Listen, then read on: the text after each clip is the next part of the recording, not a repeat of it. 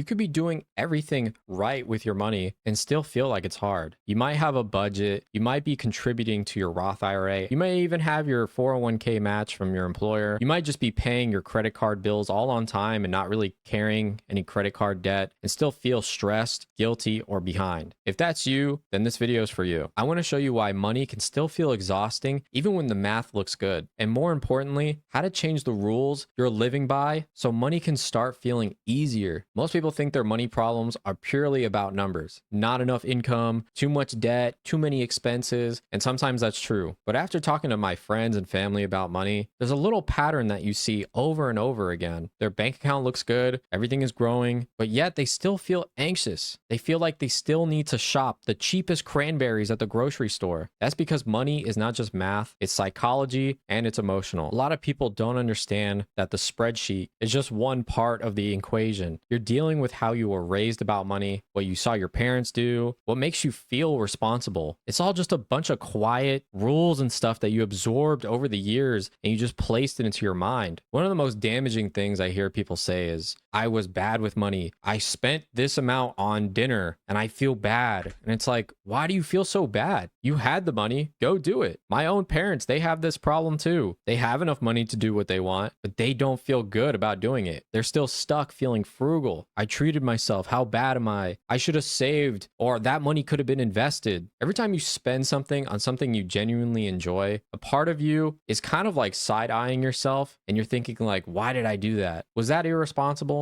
And it's no wonder a lot of people feel very heavy about money. There's not really a clean way to enjoy it. If your answers are, yes, I can afford it, and yes, it makes my life feel better, then it's not immoral. You're not a failure for spending that money. You're using money for its purpose. You buy time, comfort, connections, joy, whatever. Another weird money rule that people like to kind of talk about and mess themselves up with is a lot of younger people, especially, I see say things like, my parents bought a house when they were young. They raised a kid and family. They all seemed fine. So why can't I do what they just did? And then you might hear stuff from their parents or older generation stuff like, we didn't have any help. We just sacrificed. We worked hard. We were in tougher times. We had to figure it out. But there's a piece that's missing in that comparison. The world has changed. Housing costs, wages, student loans, childcare. The numbers behind building a life today are so different than they were 30 to 40 years ago. So stop measuring yourself against your parents' timeline or their idea of finance. You shouldn't be stressed because you're failing to replicate what your parents did. You're living in a completely different game. You should ask yourself more of something like, given today's prices and my career, what actually is realistic? What do I want to do with my life? And what does that look like? And it could look something like renting longer on purpose, buying in a different area later in life, or prioritizing investing and flexibility over rushing into a huge mortgage. Now, that's a different video for a different day, but you shouldn't feel like a failure just because you're renting versus owning your house, because it's a whole different world. And financially, it's actually a lot smarter to be renting and investing the difference than buying a house today. It was different years ago, back in our parents' time and even our grandparents. Buying a house was actually a great investment at that time. The key difference is at that time, it is no longer a viable option. I'm sure you already know, if you're watching this video, you probably rent a very highly expensive apartment or house, and people just feel so stressed about that when the reality is you shouldn't. It's completely normal. And in fact, it might even be an advantage because of the internet and your ability to see videos like this or other videos learning about the stock market and investing and all that kind of personal finance stuff. You might actually come out ahead more than your own family. It just feels different. Okay, now here is another part where people get really stressed out for not really any logical reason. Once I hit my numbers, a certain salary, net worth, or debt payoff, I can finally relax. Guys, if you're watching this and you're in debt, it's not really that big of a deal. Now, if it's credit card debt, it's kind of an emergency. But stuff like student loans, a car, or a mortgage, those are what's called a low interest debt. It's not really a big deal for you to pay it off right away. Even things like a hospital bill can be renegotiated. And often if you get put on a payment plan, it's usually very little to no interest. And people build their entire emotional premise around it. I'm finally debt free. Once I'm debt free, I'll stop worrying. Once I have $1 million in this account, then I'll feel good and I'll feel good about money. But watch what actually happens. There's couples with well over $1 million net worth who still fight constantly about money and feel like they're a step away from disaster. Don't believe me? Go ahead, look it up on YouTube. There's plenty of podcasts, shows, a lot of evidence about that kind of stuff. There's even households that make a huge income and they still feel broke every month. So hitting the number doesn't magically rewire your feelings. You want to know why? It's because your money anxiety wasn't created by the number. It was created by a scarcity mindset that you had to grow up with, never really talking about money in a calm way, and then linking your self-worth to how perfect your finances look. And what's funny is you find people who have almost the same problem who have good finances. For example, people that are in their spreadsheet and they're looking and seeing, yes, I've hit 1 million, I'm debt free, and I have nothing else to worry about. And even they still feel stressed about money. The key thing I'm talking about in this video is just you need to get the right mindset and the right system, because you can have all the money in the world and still feel poor. It's legit. So if you're in debt or you're having some kind of issue with money at the moment, you're feeling very stressed out, the best thing I could recommend for right now is just list out every debt that you have, sort them by the interest rate, and decide where extra payments go first. So for example, you can use a simple online calculator to see how $50 to $100 or $200 extra each month helps you pay off your debt sooner. Suddenly the feeling of I'm doomed goes into, oh, okay, this is going to take some time, but I can see how it paths out. Most people don't do that. They just think I have to pay this thing forever. Avoiding the numbers keeps you stuck, but looking at them actually gives you some options. It may be a little bit uncomfortable for an afternoon, but after going through that, you don't have to carry that dread anymore. And another recommendation I would say is for people who don't have debt, but they still feel like money feels tight and the only answer is to cut more. And then people start doing stuff like not eating out anymore, no more trips, no more hobbies, but they don't look at the big picture. People don't look at the $900 car payment or the oversized house they stay in. And they don't think about, wow, if I stay in this house, I'm actually going to keep feeling stressed because that extra money could be used for other circumstances like paying off debt or whatever, investing, saving. It can go to the right places. There are some people that are so wealthy that they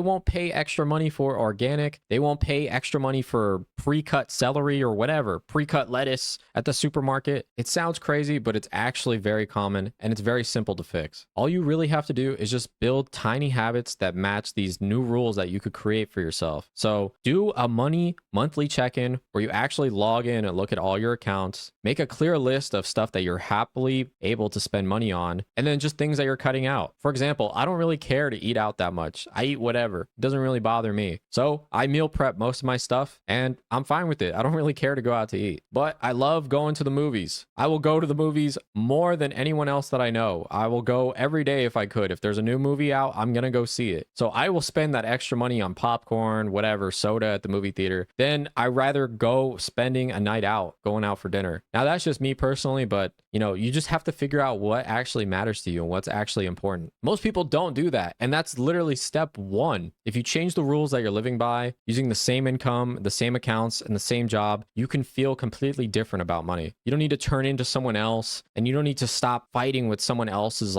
rules, like your parents, like, oh, why are you buying avocado toast? If you actually saved that money, you could have had, $10,000 or whatever over the course of 20 years. Like, okay, well, maybe I actually do like avocado toast. And this is one thing that I buy that actually helps me feel good about myself, right? So just stuff like that. Anyways, if you found this video helpful and you want to see more stuff like this, make sure you subscribe and like the video. Thank you for watching.